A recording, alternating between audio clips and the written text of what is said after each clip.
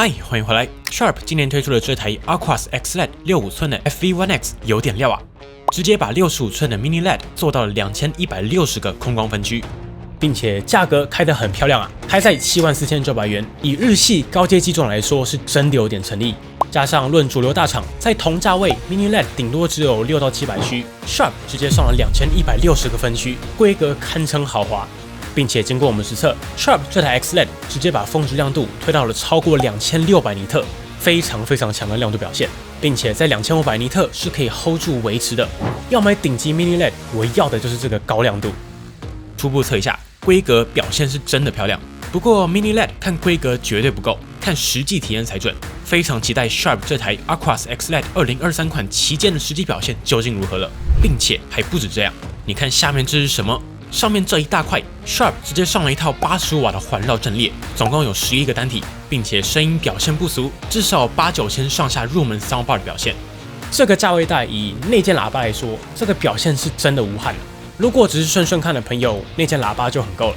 并且我最喜欢的还是这个可以左右旋转的底座设计，可以说是日本饭店必备啊。有看过的朋友应该都觉得这个超好用吧？坐在旁边沙发上，转过来就可以正着看。好了。究竟这一台65寸的 Sharp Aquos X-LED 2023款真实表现如何呢？我们一起来看看吧。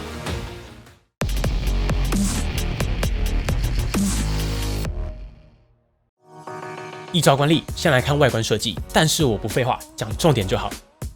这次我们开箱的是 Aquos X-LED 2023款，型号是 4T C65FV1X。夏普的 X-LED 名字都相同，所以记得要认清型号最准。今年最顶的就是用尾巴的 FV1X。正面采用主流标准的3窄边设计，并且是真的蛮窄的，不含框只有6mm， 含框接近8mm 左右。底部就没办法，因为有整个正面喇叭模组在下面，所以直接向下延伸一整圈。底部中心区域有一个电量指示灯，关机红色，开机绿色。右侧则有一个 Google 助理的显示灯号，但这台没有支援免持麦克风。立架呢，则是采用主流的置中平板底座，整个正面黑得很彻底，很容易融入家中设计。并且最棒的是，这台的底座有转轴设计，你可以很轻松的转动整台电视到你想要的方向和角度，像是吃饭的时候往饭桌转，或是休息的时候往旁边转，面向按摩椅，爱转哪就转哪，很实用。背面就比较精彩了，提供400×400的壁挂，顶部这一整块都是喇叭模组。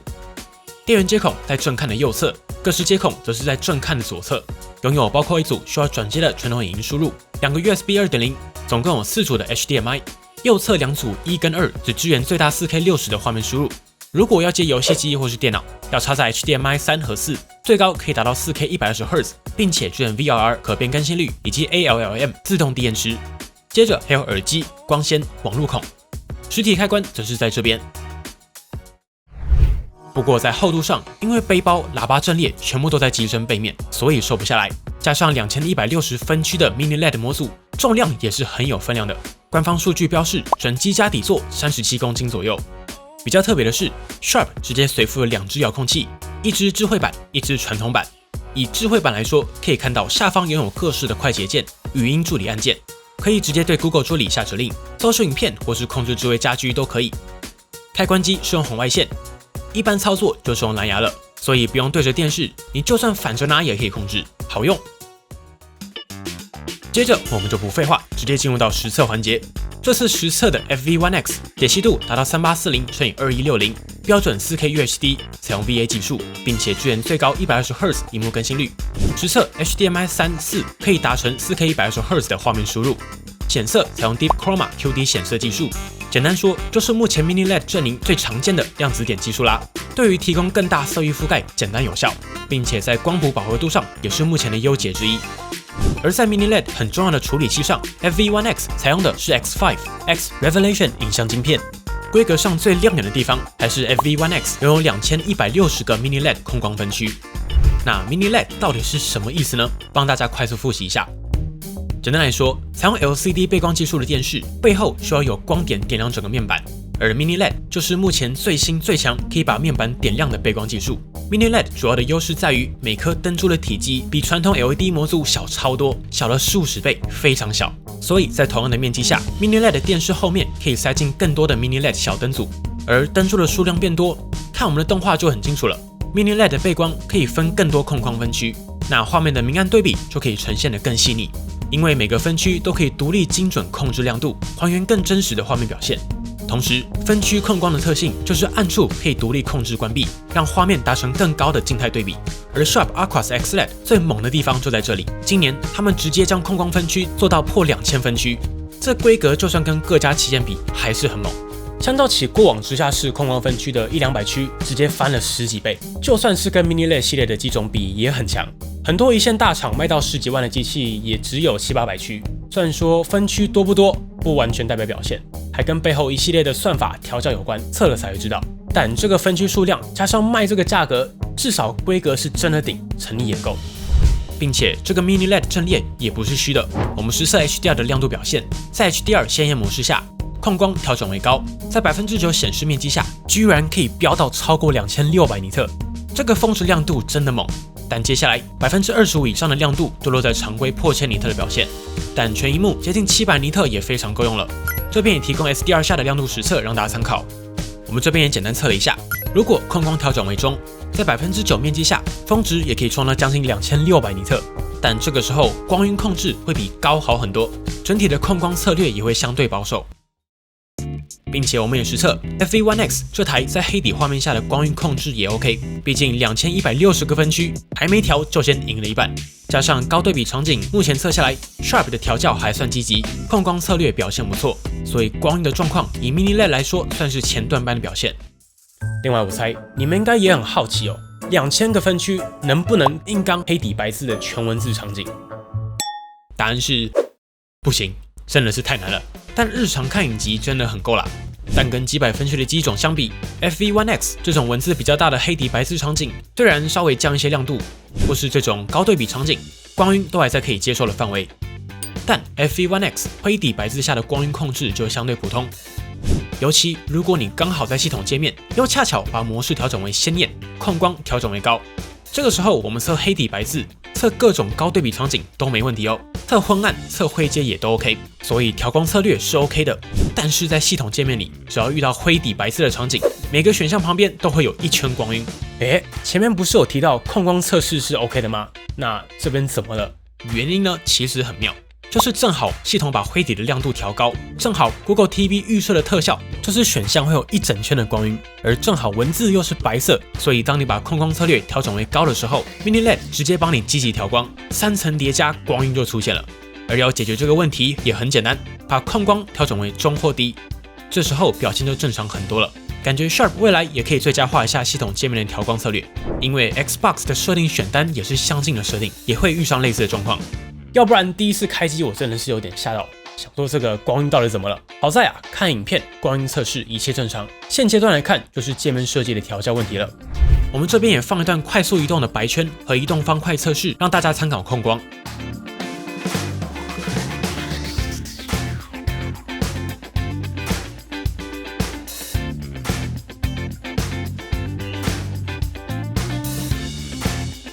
FV1X 的表现都达标。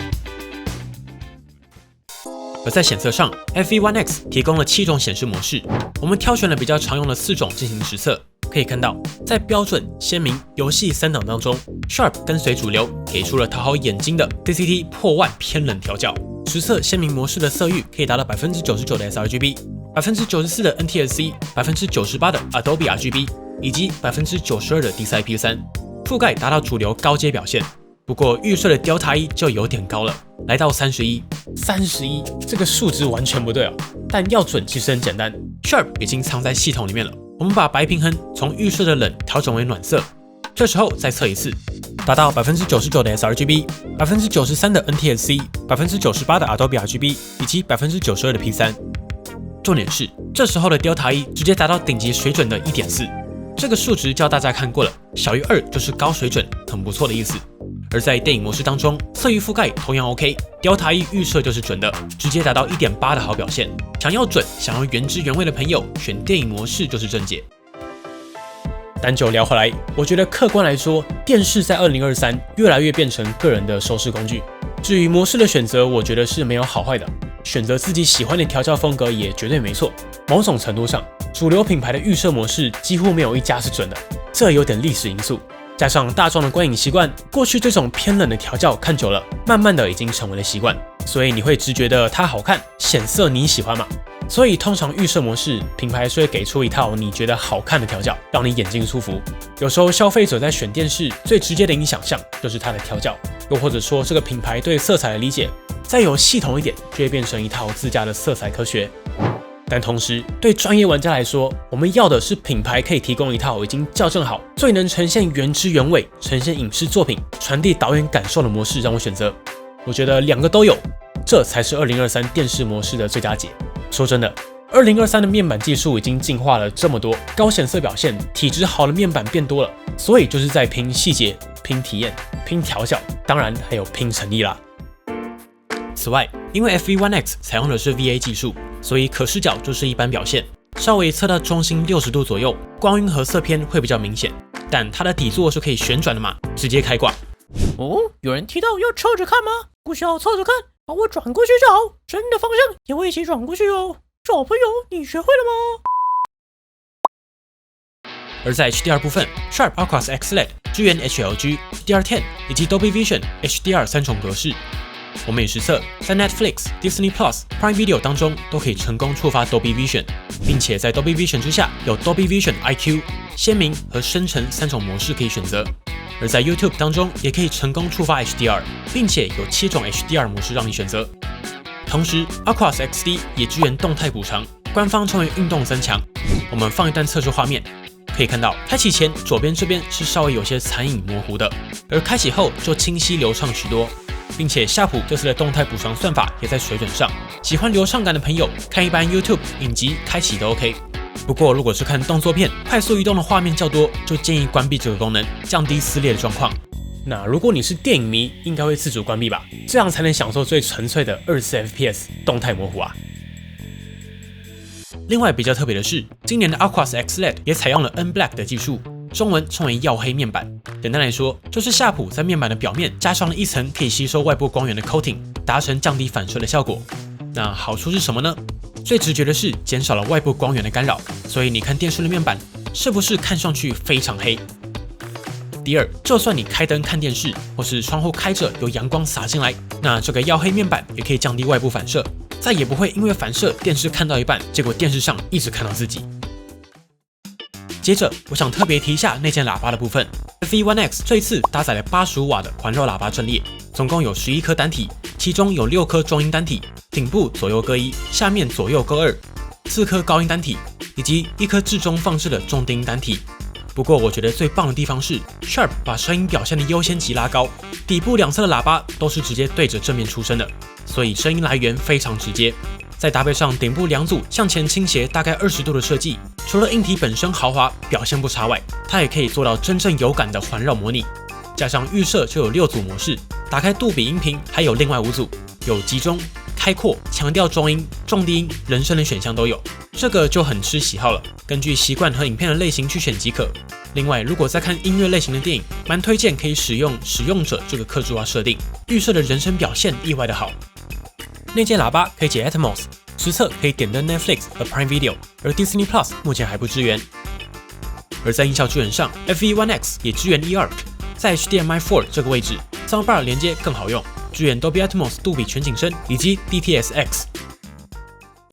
接着，我们就继续来看电视的智慧功能。FV One X 采用了 Android TV 11的作业系统，硬体上采用专攻电视的联发科的 MT5889 SoC， 拥有4个 A73 核心，频率最高1300 MHz。GPU 则是 Mali G52， 搭配3GB 的 RAM， 剩余可用的储存空间大约有5点多到6GB 左右，拿来串流装 App 很够了。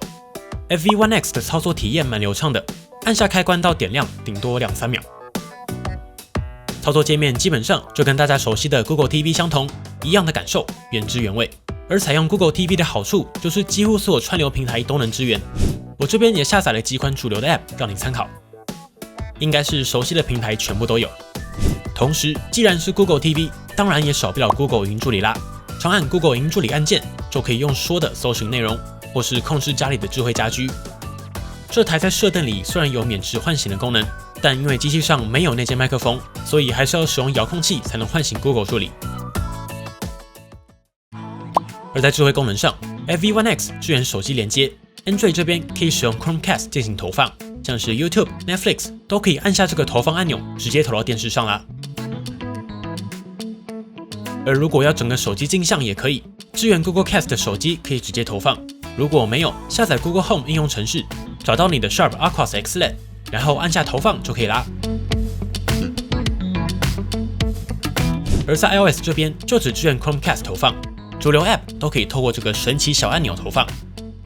而如果你想要镜像，这台没有内建 AirPlay 2， 所以只能透过小妙招安装 AirScreen 这个 App， 就可以把画面投到电视上啦。不过 AirScreen 这个画质和延迟就很吃网络环境，比不上正统 AirPlay 2， 建议直接用 Chromecast 投放原始影片才是王道。而在电脑和游戏机的连接体验上，先来测 Windows， 透过连接 HDMI 3、4都可以成功开启 4K 120Hz 以及触发 VRR 可变更新率。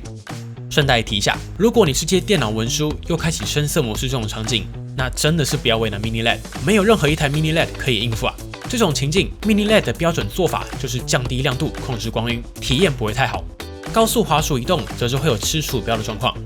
我的建议是，接电脑日常用的话，直接在选单关闭区域调光，或是调整为保守的低，体验会最佳。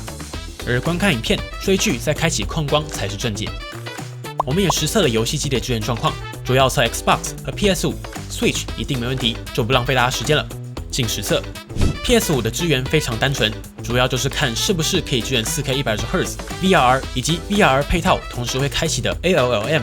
这边实测3个都有过关。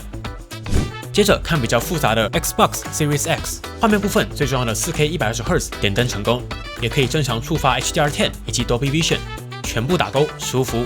而在视讯模式这边，也可以看到成功触发游戏 Dolby Vision、ALLM 自动低延迟以及 VRR 可变更新率。而在电视的游戏显示模式当中，就会预设开启 ALLM 了，而游戏模式和 ALLM 就是择一启用。